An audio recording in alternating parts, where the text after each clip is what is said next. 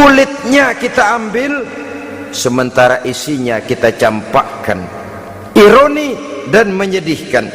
Padahal kita sesungguhnya bisa maju dan modern, bisa mengejar segala ketinggalan dan keterbelakangan kita dengan tetap menjaga nilai-nilai luhur budaya kita sebagai satu bangsa, mengambil isinya, dan kalau memang tidak perlu lalu mencampakkan kulitnya.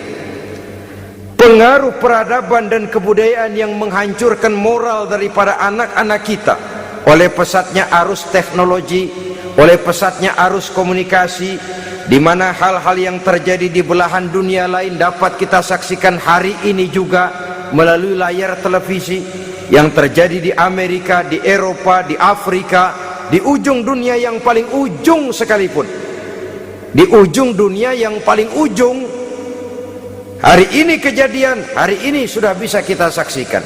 Pesatnya arus komunikasi, kalau jatuh ke tangan anak-anak kita yang belum mempunyai filter daya saring positif, akan dicerna oleh mereka tanpa memilah dan memilih. Akibatnya orang kampung bilang kelolodan.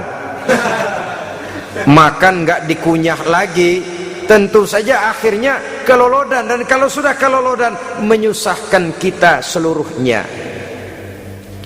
Oleh karena itu budaya menghormati orang tua perlu dijaga, perlu dipelihara dan diwariskan kepada anak-anak kita. Tali silaturahmi sehingga ada respeknya kepada orang tuanya. Jangan bapaknya dianggap CS, ibunya dianggap CS, kakeknya dianggap CS. Hilang rasa respek, hilang rasa menghormati. Sementara orang tua sendiri tidak bisa memberikan keteladanan, kurang mendapat perhatian dan lain sebagainya.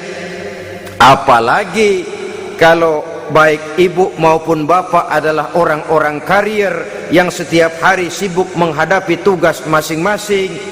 Bapak sibuk rapat, pindah kantor sana kantor sini, ibu sibuk arisan, besarlah anak-anak di tangan pembantu dan lain sebagainya, sehingga dia merasa kurang mendapat perhatian, dan ini akan ikut membentuk warna dari kepribadian yang dimilikinya. Sampai kepada pelosok-pelosok desa, jaringan televisi memang menguntungkan. Tapi kalau sudah sampai kepada menayangkan budaya-budaya yang tidak sesuai dengan pola di mana mereka tinggal, pola lingkungannya, dan ingin mereka terapkan dalam kehidupan, ironi dan menyedihkan.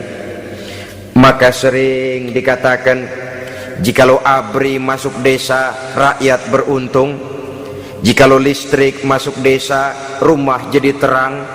Jikalau koran masuk desa, rakyat jadi cerdas. Jikalau hakim masuk desa, rakyat lalu sadar hukum.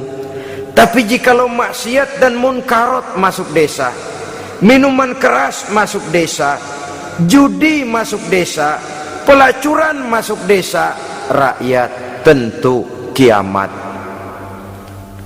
Dan kita harus punya budaya untuk memilah dan memilih, mempunyai filter untuk jadi daya saring positif. Oleh karena itu saudara-saudara, tahap kedua setelah menanamkan jiwa tauhid kepada anak, tanamkan rasa hormat kepada orang tuanya. Orang tua itu ibu bapaknya, orang tua itu guru-gurunya yang mengajarkan dia, atau yang dianggap tua yang lebih senior dari dia. Karena tidak ada satu peradaban yang berdiri sendiri. Bagaimanapun maju dan modernnya kita sekarang, tentu merupakan mata rantai yang berkaitan dari generasi terdahulu. Ini yang kedua. Setelah tauhid, berbakti kepada ibu dan bapak. Tidak ada satu kebahagiaan yang bisa ditegakkan di dunia ini tanpa doa, tanpa restu daripada ibu dan bapak. Ini keramat hidup. Doanya dikabul Allah dan kutuknya juga dikabul oleh Allah Subhanahu wa ta'ala. Jadi mendidik anak setelah menanamkan jiwa tauhid, menanamkan rasa hormat dan taat berbakti kepada ibu bapaknya. Itu yang kedua. Kemudian yang ketiga, melalui model Luqman, Quran mendorong kita untuk mendidik anak, menanamkan etika otonom. Apa itu? Ya bunayya innaha in takum mithqala habbatin min khardalin fatakun fi sakhratin aw fis samawati aw fil ardi ya'ti biha Allah. Wahai anakku, sesungguhnya kalau ada satu kebaikan yang kamu kerjakan, kecil, tidak nampak oleh pandangan mata yang zahir, yang kecil itu tersembunyi di puncak langit, di dasar bumi yang paling dalam, atau di tengah batu hitam sekalipun, Allah pasti mengetahuinya dan pasti akan memberikan balasan yang seadil-adilnya. Pendidikan apa ini? Pendidikan moral, menanamkan etika otonom. Nah, kau berbuat baik jangan karena dilihat orang. Kau tidak mau melakukan kejahatan jangan cuma karena ada polisi. Kalau ada polisi kau tidak mau jahat, kucing juga begitu.